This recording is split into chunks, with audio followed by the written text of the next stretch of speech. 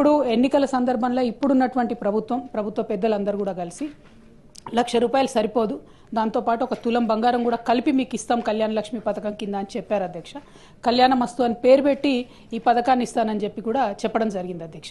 కానీ 15 నెలలు గడుస్తున్నా కూడా మరి కనీసం కళ్యాణ లక్ష్మి ఎంతమందికి ఇస్తున్నారు, పాత పద్ధతిలోనే ఇస్తున్నారా, ఇస్తుంటే క్రైటీరియా మార్చారా లేదా, ఇంకొకటి ఈ తులం బంగారం మరి 15 నెలల్లో అయినటువంటి పెళ్లిళ్లకు మీరు తర్వాతైనా రీఎంబర్స్ చేస్తారా, ఏం చేస్తారు అనేటటువంటి అంశాన్ని మేము అడగడం జరిగింది అధ్యక్ష. జవాబు చూస్తే చాలా డిసప్పాయింటింగ్ ఉంది అధ్యక్ష. కళ్యాణ మస్తు పథకాన్ని కన్సిడర్ చేస్తున్నారా అంటే సింపుల్గా సాఫ్ సీదా కన్సిడర్ చేస్తలేము అని చెప్పి ఆన్సర్ ఇవ్వడం జరిగింది అధ్యక్ష. అంటే మీరు ఎన్నికల ముందు మహిళలకు తులం బంగారం ఇస్తామని చెప్పి మభ్యపెట్టినామని చెప్పి వాళ్ళ కౌన్సిల్లో ఇచ్చినటువంటి సమాధానం వల్ల ప్రభుత్వం మళ్ళొకసారి నిరూపించుకుందని చెప్పి మేము భావిస్తూ ఉన్నాం అధ్యక్ష.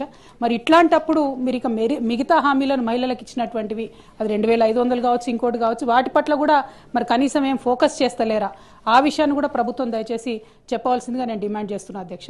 మరి ఇంత సోషల్ కాన్సెప్ట్, ఇంత బ్యాక్గ్రౌండ్ తోని మంచి ఇండికేటర్స్ తోని చేసినటువంటి కార్యక్రమాన్ని నీరుగార్చడం, మీరు ఇచ్చినటువంటి హామీ మీద ఇంత విస్పష్టంగా మేము అసలు చెప్తలేము, కన్సిడర్ చేస్తలేమని చెప్తే ఇది మహిళలను మీరు మోసం చేసినట్టుగానే మేము భావించవలసి వస్తుందని చెప్పి ఈ సందర్భంగా ప్రభుత్వాన్ని అడుగుతూ కనీసం మరి తర్వాతన్నా ప్రారంభిస్తారా అనేటటువంటి ప్రశ్నను నేను మంత్రి గారిని అడుగుతా ఉన్నాను.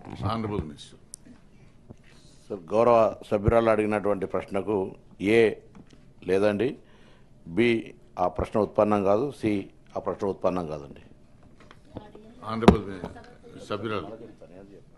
అధ్యక్ష, థ్యాంక్ యూ అధ్యక్ష. పొన్నం ప్రభాకర్ అన్న చాలా నిజాయితీగా మేము మహిళలను మోసం చేసినాం ఎన్నికల ముందు, ఇప్పుడు మాత్రం ఆ పథకం ఇచ్చే ఉద్దేశమే లేదు అని చెప్పి ఖరాఖండిగా కౌన్సిల్ సాక్షిగా చెప్పినందుకు వారికి ధన్యవాదాలు తెలియజేస్తా ఉన్నాను. కానీ ఈ రాష్ట్రంలో మహిళలు దాదాపుగా 51% పైచిలుకున్నారన్న.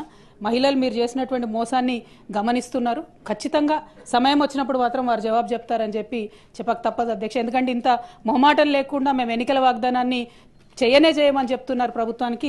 కంగ్రాచులేషన్స్ కూడా ఈ సందర్భంగా తెలియజేస్తా ఉన్నాను.